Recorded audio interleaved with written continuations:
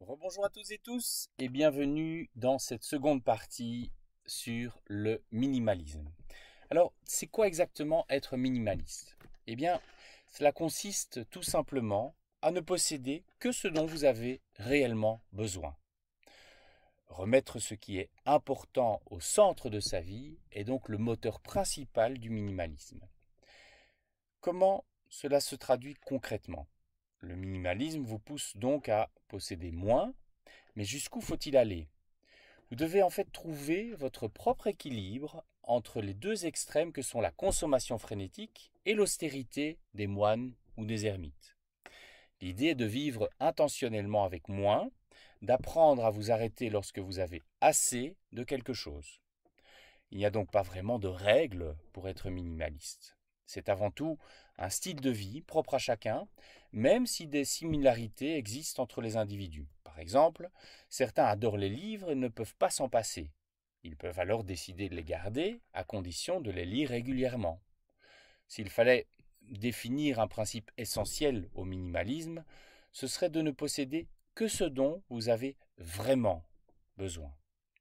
Par exemple, utilisez-vous vraiment tous les objets de vos tiroirs et placards? Portez-vous vraiment tous vos vêtements et chaussures de manière régulière?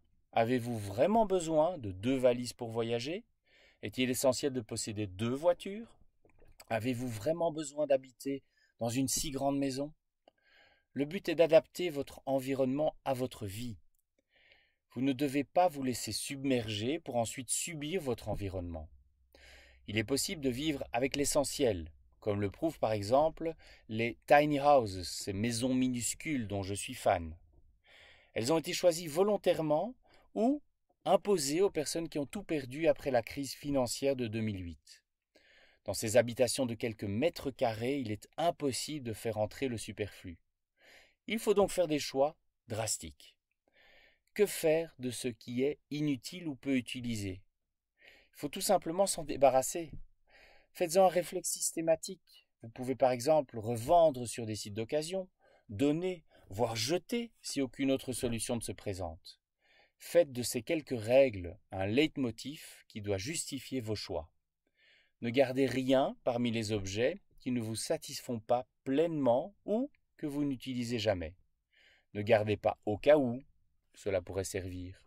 Ne gardez pas un objet que vous n'utilisez pas simplement parce qu'il a coûté cher.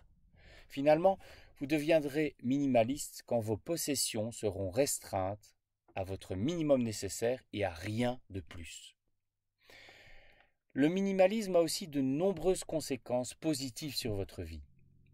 Vous pourriez être réticent à l'idée de vous débarrasser de vos possessions. En effet, les habitudes sont tenaces et il est difficile de prendre le réflexe de vous désencombrer volontairement. Comment passer le cap alors?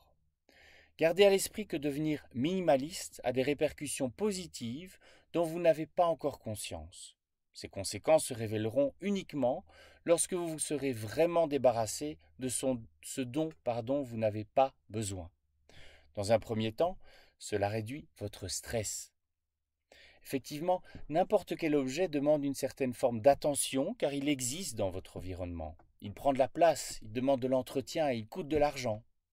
Tout cela crée une forme de stress inconscient.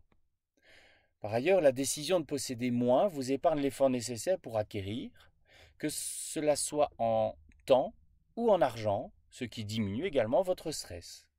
Le stress est l'ennemi numéro 1 d'une bonne santé, vous le savez. C'est donc un avantage non négligeable de le réduire à travers un mode de vie plus simple. Et plus largement, le minimalisme vous permet de vivre avec moins d'éléments qui encombrent votre espace. Moins de dettes, car votre argent ne sert qu'à acheter ce qui vous est vraiment nécessaire. Moins de mécontentement également, car vous êtes moins sujet à l'attrait permanent de la nouveauté. Et moins de distractions qui vous empêchent de vous concentrer. Vous allez aussi bénéficier de plus de temps pour réaliser ce qui compte vraiment pour vous, de meilleures relations sociales car vous développez plus d'intérêt pour les échanges sociaux, voire le troc, et également de plus de satisfaction face aux objets que vous avez décidé d'acquérir ou de garder, d'une sensation de liberté inconnue jusqu'alors car vous n'avez pas besoin de ces objets où vous n'avez besoin de quasiment rien. De plus, lorsque vous possédez moins, un événement mystérieux et intéressant se produit. Vos objets retrouvent de la valeur à vos yeux et gagnent en qualité. Pour conclure, sautez le pas dès que possible et devenez minimaliste sans crainte, car cela engendre de véritables conséquences positives. Qu'attendez-vous pour vous y mettre? Et enfin, sachez que le minimalisme peut même sauver la planète, et j'en suis convaincu. La consommation excessive et frénétique a conduit l'humanité dans une impasse. Dès lors, il n'est plus possible d'agir comme par le passé car la planète atteint ses limites. Que peut proposer le minimalisme dans ce cadre? Eh bien, le réchauffement climatique, l'appauvrissement des sols et des mers, ainsi que la pollution, font peser sur le monde de très sérieux risques, on le sait tous. Malheureusement, une majorité de la population, les industriels en particulier, ne semble pas prête à vouloir changer. Si à notre échelle, on souhaite agir pour améliorer la situation, eh bien le minimalisme est une des voies à emprunter. Pourquoi? Eh bien il s'agit d'un mode de vie alternatif précieux. En effet, les autres options au mode de vie dominant, la société de consommation, ne sont pas légion. Le minimalisme est donc l'un des seuls mouvements à proposer de vivre différemment, le tout sans changer grandement son quotidien et sans être utopiste.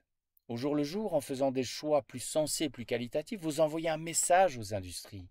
Je n'ai pas besoin de vos mauvais produits. N'en produisez plus, s'il vous plaît.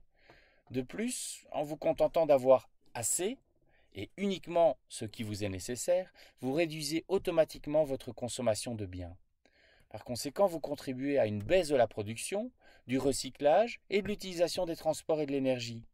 Le minimalisme est donc le fer de lance d'une autre manière de vivre, plus en accord avec la planète.